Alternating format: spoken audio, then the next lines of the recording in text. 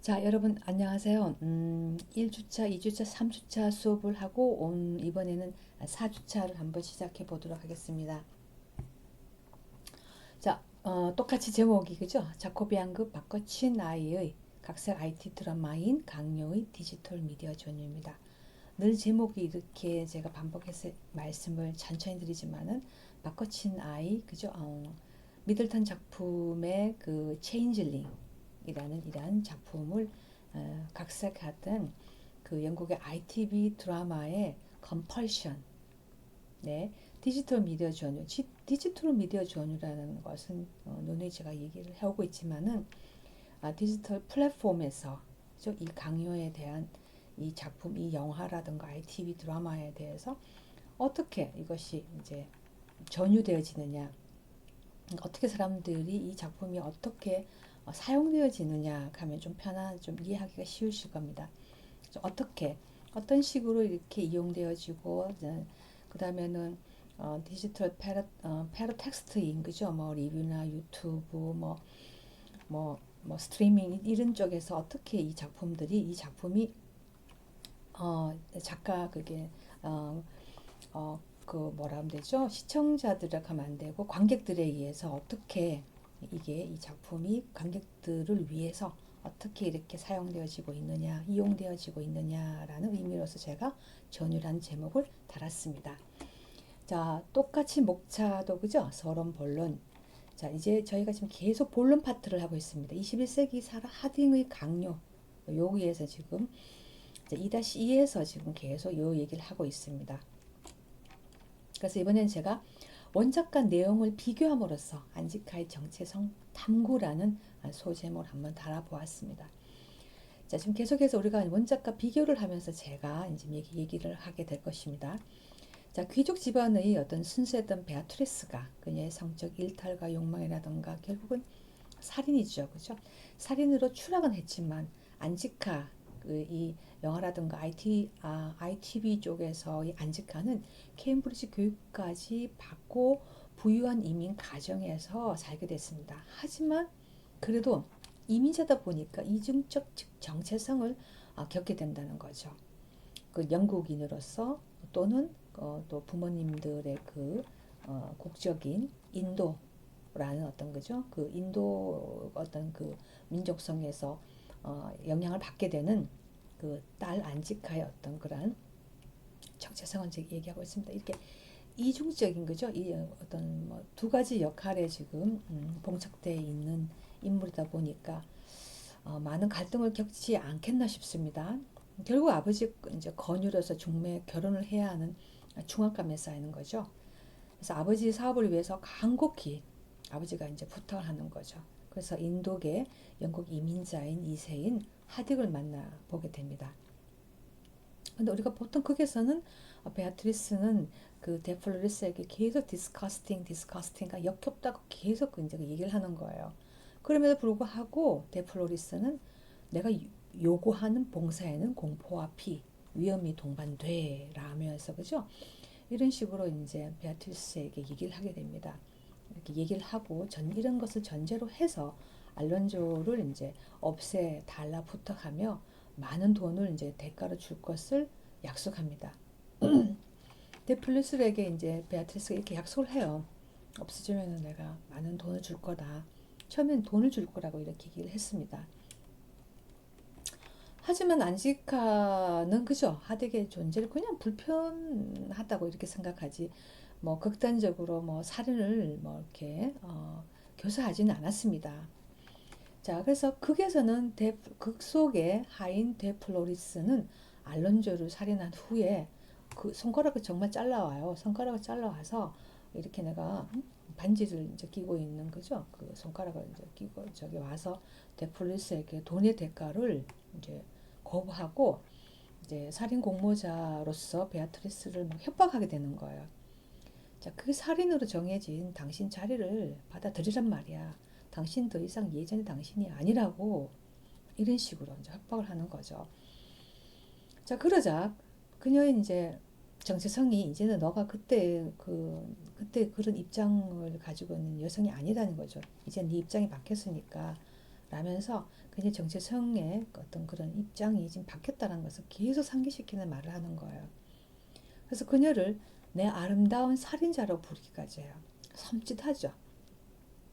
굉장히 섬찟합니다. 그리고는 이제 요구하는 거죠. 이제 베아트리스에게. 그리고 결국 베아트리스는 내 첫 경험을 독사와 가져야 하는 걸까라면서 굉장히 이제 자괴감에 빠지게 됩니다. 그러니까 뭐 자포자기한 뭐 이런 상황이 될 수밖에 없죠. 아버지한테 얘기를 한다고 하니까.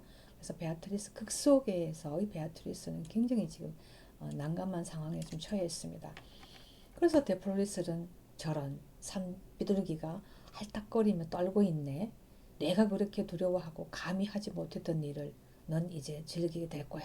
라면서 독자들에게 이렇게 상상에 맡기게 됩니다. 이렇게 결국은 둘이 육체 관계가 극 속에서는 베아트리스와 데프로리스의 관계가 이렇게 시작이 된다라는 얘기입니다. 하지만 TV 드라마에서의 안지카는 자신을 이해해주고 사랑한 남자와 결혼을 하고 싶다며 아버지에게 막 호소를 해요. 그죠? 만나라는 얘기를 이제 그래서 아버지로부터 결국은 계속 이제 못하겠다. 하딕을 못 만나겠다. 내 사랑하는 어, 그 남자를 이제 걔랑 난 결혼할 거다라고 이렇게 계속 얘기를 해요. 그래서 정말 차를 막 뺏기고 마는 거예요. 그래서 제가 한번 우리 학교에서 이걸 발표를 하는데 어떤 그 영국에서 유학 생활을 오래 하셨던 모 교수님께서 이런 얘기를 하시더라고요. 제 논문을 이렇게 발표를 들으시고는 아니 정말 자기가 영국에서 대학교에서 이렇게 학교 수업을 이렇게 하다 보면은 여학생들이 한참 사라졌다가 한참 뒤에 온다는 거예요. 인도계 여성들이 여학생들이 그렇게 알고 보면은 결혼을 하고 온다는 거죠. 그래서 뭐 그 인도 이민자들의 어떤 그런 결혼 문화에 따라서 그래서 하신 얘기가 정말 이 얘기가 맞다면서 뭐 당연히 그죠 뭐 영화를 이렇게 뭐 현지에서 영국에서 제작한 거니까 당연히 맞는 얘기지만은 자기가 이제 직접 경험을 했다면서 굉장히 엄청난 이제 그 공감을 해주시더라고요. 그래서 이게 정말 심각한 문제구나 싶더라니까요. 중매 결혼이니까 진짜 뭐 연애를 결혼을 하면은 뭐 결혼 뭐 초대도 하고 뭐 좀 그럴 건데 이렇게 조용히 이제 뭐 사라졌다가 그렇게 결혼을 하고 이렇게 조용히 또 학교를 다닌다고 그러더라고요. 그래서 이런 중매 결혼이라는 게 우리 한국에서도 중매 결혼 문화가 있습니다. 저희들도 있지만은 지금은 저희가 좀 많이 사라졌죠. 뭐 그리고 뭐 예를 들면 부유층에서도 이렇게 중매 결혼을 하는 수도 있죠. 근데 이쪽에서는 그냥 같은 뭐 그런 자연스러운 뭐 중매 결혼이라기보다는 이제 인종적인 그죠 결혼 문제 인종적이라는 이게 이 문제가 들어가기 때문에 조금은 좀 약간 좀 복잡한 그죠 그런 문제가 되겠습니다. 그래서 극에서의 순결 문화가 순결을 이제 그죠 베아트리스가 뺏겼잖아요. 순결을 빼앗긴 이게 결국은 현대 와서는 어, 인종적인 결혼 문제로 이게 주제가 변형이 된다는 거죠. 그래서 소수 이주민 집단이 선곡적인 주류 사회에 진입해서 이를 더 자기의 어떤 그런 뭐 세를 더 확장하고 싶은 어떤 아버지의 욕심일 수도 있겠죠. 그리고 이민 사회에서 받게 되는 아버지의 또 불안이 또 반영된 점도 있습니다. 저희들도 만약에 뭐 한국인들도 이민을 가면은 당연히 그쪽에서의 어떤 그런 세를 확장하기 위해서는 기존에 있는 다른 이주 오신 분들과 그죠 같이 이렇게 서로 윈윈하기 위해서 동업을 또 할 수 있고 또 그것이 자녀와 자녀의 결혼으로까지 또 이어질 수가 있습니다. 어쨌든 이 아버지가 갖고 있는 이러한 불안한 거죠. 이러한 상황이 결국은 이제 딸한테까지 이제 영향을 미치게 되는 거죠. 그래서 이제 안직하는 자기가 지켜야 할 의무라든가 욕망이라든가 그다음에 자기의 독립과 그다음에 가정의 소속감 이러한 사이에서 갈팡질팡하면서 자, 세상을 자기가 그저 그래도 케임브리지까지 대학까지 나왔으니까 굉장히 자기 나름대로 굉장히 자신감이 많겠죠. 당당한 어떤 그러한 입장이라서 세상을 솔직히 소나기에 쥐고 있음에도 불구하고 자신의 무능함에 아주 좌절하고 있습니다. 이렇게 키르완 교수께서 이런 식으로 리뷰를 올려놓으셨더라고요. 자신의 무능함, 굉장히 지금 어떻게 할 수가 없잖아요, 그죠? 저렇게 하딕과의 만남입니다. 하딕이 눈이 부리부리하게, 그죠? 잘생겼습니다. 그렇게 못난 얼굴은 아니죠. 자, 이게 뒷모습을 제가 이렇게 캡처를 떴습니다. 안지카의 모습입니다. 자, 그래서 이민자 2세로서 이제 겪게 되는 갈등. 자, 그래서 우리가 찰스 테일러 같은 이분의 말에 따르면은 그녀의 부모들은 정체성의 본질적 특징이라고 간주되는 것이 상실될까봐 부모님이 두려움에 처해 있다는 거죠. 이민자 부모로서 겪게 되는. 그래서 딸에게 인도식 전통을 고수하도록 강요합니다. 하지만 안지카는 그죠 영국 사회의 어떤 문화적 지형과 현상에 이미 많이 동화된 인물이죠. 그리고 캠브리지 출신 안지카의 보란이란 것은 결국 부모님으로부터 나온 인도 문화, 동화의 요구로 귀결된다라는 겁니다. 인도 문화에 동화를 해야 된다는 어떤 그런 요구를 부모로부터 받게 되죠. 그래서 뭐그 영화 후반부에 가면 인도식 그런 뭐 무슨 행사를 같이 집에서 하게 됩니다. 그러면은 굉장히 답답해하고 그럽니다. 그래서 인도계 영국 이민자 가정에서 이렇듯 문화의 충돌이 이제 발생하게 됩니다. 그래서 이러한 갈등의 얘기를 결국은 남자친구인 알렉스에게 말을 하게 됩니다. 부모님이 그렇게 해서 이제 내가 걔랑 이제 선을 뭐 봤다는 둥, 뭐 그런 이제 자기가 굉장히 곤란한 입장에 있다고 얘기하니까, 근데 이 영국인인 백인이자 영국인인 알렉스 입장에서는 이해를 못하는 거죠. 그래서 말도 안 되는 결혼이라면서 이제 그녀 입장을 이해하지 못하게 됩니다. 왜냐면은 이제 그 부유한 아시아계 이민자 가정의 문화를 이해를 하지 못하죠. 이해를 못하고 자유 연애의 이런 사고 방식을 가지고 있는 알렉스는 굉장히 평범한 백인이에요. 이따가 뒤에 그 예를 들면은 굉장히 안직하는 부잣집이잖아요. 엄청난 부잣집이거든요.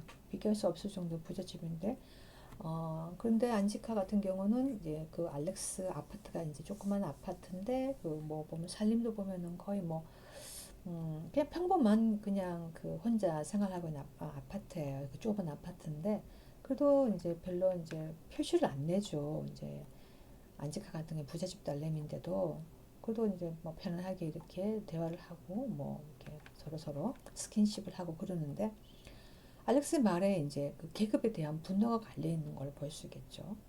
뭐 그렇게 너네들이 뭐 그렇게 이민자이지만은 굉장히 부유하니까 그래서 계급에 대한 분노가 또 갈려 있다라고 해설하신 분도 있습니다.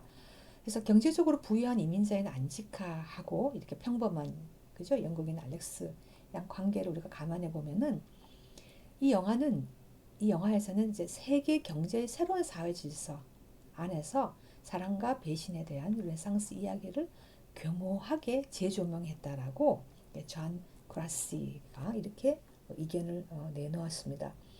이 말도 일리가 가죠, 여러분들. 새로운 세계 경제의 새로운 질서잖아요. 지금도 우리가 영국의 지금 수상이 영국인 영국 수상이 지금 그죠? 인도계 이민자잖아요. 인도계잖아요. 자, 그런 걸 봤을 때 지금 뭐 많이 바뀌고 있습니다. 미국 같은 경우에는 흑인 뭐 이민자들, 남미 쪽에 온 이민자들이 또 정착을 해서 새로운 어떤 경제 그러한 질서를 형성하고 있고 영국 같은 경우에는 그죠? 영국 같은 인도나 파키스탄계들이 들어와서 또 이렇게 새로운 어떤 경제 그러한 질서를 지금 형성하고 있습니다, 여러분들. 자, 그래서 결국 우리가 하딩 감독은 베아트리스 가정에서의 어떤 순결 문화의 주제를 21세기 영국 이민자 가정에서의 어떤 인종적 결혼 문화의 주제로 지금 이렇게 많이 변주를 해서 이렇게 변주하다 각색하다 같은 말입니다. 변주하게 되었다고 볼 수 있습니다. 그래서 여러분들이 어, 다음 시간에도 이제 우리가 좀 구체적으로 그죠? 안지카와 데플로리스에 관한 관계를 조금 더 세밀하게 이제 살펴보도록 하겠습니다. 그리고 이제 논쟁 중인 알렉스의 모습이에요. 알렉스의 모습이고. 그래서 결국 도움의 손길을 내미는 돈 플러워스. 그래서 안직하는 아버지와의 의견 일치로 차를 뺏겠다 했잖아요. 결국은 돈 플러워스의 차를 이용할 수밖에 없어. 아버지 차를 써야 되니까. 그래서 돈 플러워스가 너를 도와줄 남자가 필요해. 너가 원하는 걸 말해봐. 라면서 정말 이렇게 도움의 손길 내미는 거예요. 그래서 부모를 향한 안직하의 반항을 그게 기회로 삼았다라고 그레시도 이렇게 얘기하고 있습니다. 자, 그래서 이 기회를 그래서 어떻게 이용하고 그다음 어느 방향으로 나아가는지는 저희가 다음 시간에 계속해서 한번 보도록